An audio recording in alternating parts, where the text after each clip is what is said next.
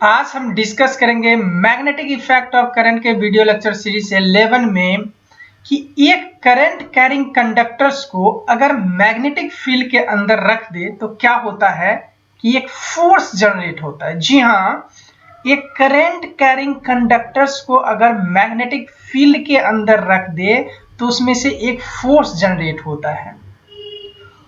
वो फोर्स किस तरह का होता है, उसका डायरेक्शन क्या होता है, उसमें मैग्नेटिक फील्ड का क्या डायरेक्शन होता है, करंट का क्या डायरेक्शन होता है, वो सारी चीज हम इसमें डिस्कस करेंगे। सबसे पहले हम दिस इज द दो मैग्नेट है यहाँ पे, this is the north pole and this is the south पोल।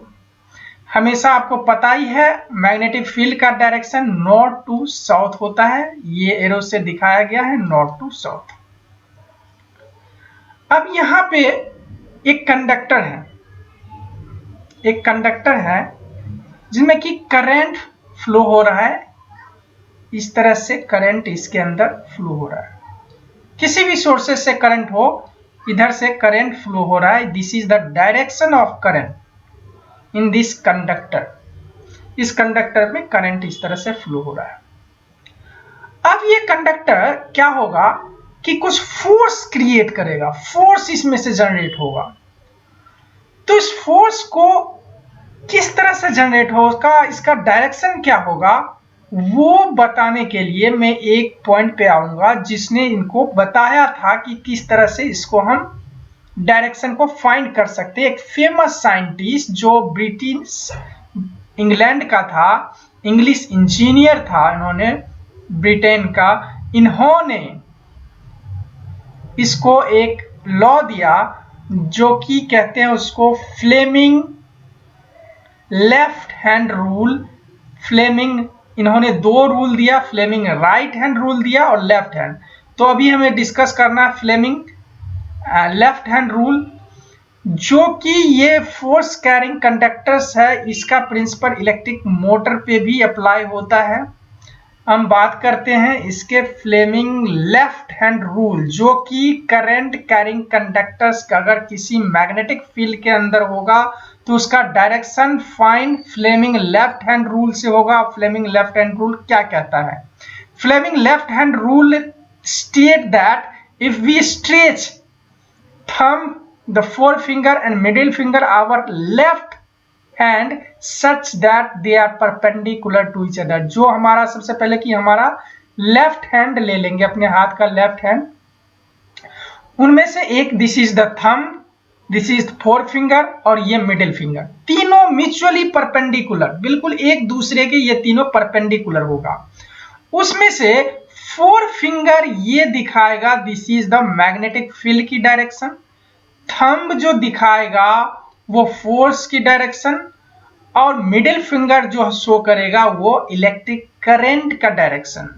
जी हाँ, इसी से हम पता कर सकते हैं कि क्या हमारे कंडक्टर्स में फोर्स का डायरेक्शन होगा।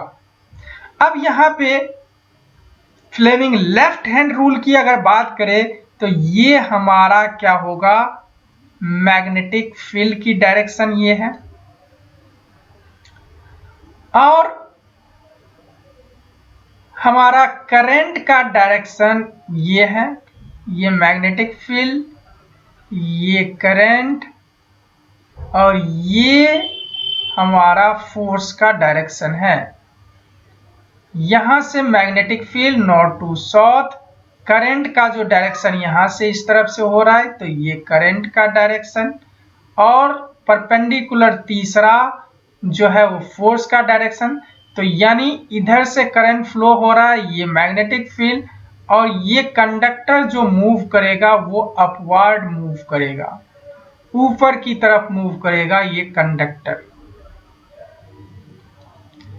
अगर हम करंट का डायरेक्शन चेंज कर दें, मैग्नेटिक फील्ड का डायरेक्शन सेम ही रहेगा क्योंकि नॉर्थ टू साउथ ऑलवेज जो इसका डायरेक्शन होगा नॉर्थ से साउथ ही होता है, इसलिए ये हमेशा सेम ही होगा।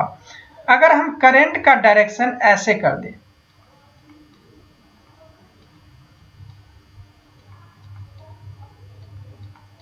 पहले क्या था, इधर था, इस टाइम इधर, तो ये हमारा हो गया मैग्नेटिक फील्ड की डायरेक्शन, ये करंट का डायरेक्शन, और ये जो है हमारा क्या हो जाएगा, मैग्नेटिक फोर्स, मैग्नेटिक फील्ड से जो फोर्स जनरेट हुआ है, फोर्स की डायरेक्शन।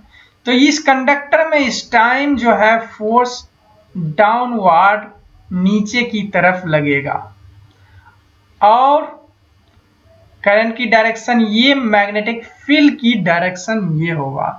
तो ये कहा था फ्लेमिंग ने अपने एक रूल दिया जिसका नाम है फ्लेमिंग लेफ्ट हैंड रूल। अब बात आती है कि क्या इस कंडक्टर्स के ऊपर फोर्स की वैल्यू क्या होगा, कितना होगा, वो किस चीज पे डिपेंड करता है। तो सपोज ये जो कंडक्टर अभी रखा हुआ है ये एक थीटा एंगल पे है, this is the angle is theta, क्योंकि ये बिल्कुल स्ट्रेट इस पे नहीं है, मतलब परपेंडिकुलर कुछ एंगल मैग्नेटिक फील्ड के साथ कुछ एंगल बना रहा है जिसको हम theta angle, suppose this is theta angle. अब इसका वैल्यू अगर देखें तो डिपेंड करता है मैग्नेटिक फोर्स का, this is the magnetic force, B is magnetic field strength, I is current, L is the length of the conductor, and theta जो angle जो उनके बीच का मैग्नेटिक फील्ड और कंडक्टर के बीच का जो एंगल है वो थीटा। तो BIL sine theta, force is equal to BIL sine theta होता है। अब बात करें when conductor is perpendicular to magnetic field the force will be maximum। जी हाँ, अगर कंडक्टर परपेंडिकुलर होगा मतलब बिल्कुल सीधा होगा, इस तरह से होगा कंडक्टर, तो इसका एंगल बिल्कुल 90 डिग्री होगा, और जो हमारा फॉर्मूला कहता है BIL sine theta, theta 90 degree is the maximum value होगा। इस वजह से अगर ये परपेंडिकुलर होगा तो ये मैक्सिमम वैल्यू होगा, फोर्स का मैक्सिमम वैल्यू, जो फोर्स जो है इलेक्ट्रिक करंट की वजह से अगर मैग्नेटिक फील्ड के अंदर बनना है वो अगर इस पोजीशन में रहेगा तो मैक्सिमम होगा। दूसरा, when it is parallel to the magnetic field the force will be zero। अगर कंडक्टर मैग्नेटिक फील्ड के पैरेलल होगा, यानी इस तरह से, दिस इज द कंडक्टर और ये पैरेलल होगा मैग्नेटिक फील्ड का, तो क्या होगा कि force is equal to zero. क्यों होगा जीरो? क्योंकि यहां पे अगर थीटा अगर जीरो होगा, sine theta equal to zero, तो पूरा वैल्यू जीरो हो जाएगा। इस वजह से, क्योंकि इसके बीच में कोई एंगल है ही नहीं, जीरो, इस वजह से ये जो वैल्यू है F is equal to zero when the conductor is placed parallel to the magnetic field. तो ये है एक लॉजिक, इसके ऊपर इलेक्ट्रिक मोटर का प्रिंसिपल जो है इसी पे बेस्ड है। तब तक के लिए अभी इतना ही। नेक्स्ट वीडियो में हम देखने वाले हैं कि इलेक्ट्रोमैग्नेटिक इंडक्शन यानी इलेक्ट्रिसिटी को कैसे जनरेट किया जाता है, उसमें किस साइंटिस्ट ने इसका खोज किया था, इन्वेंट किया था। अभी बस इतना ही। थैंक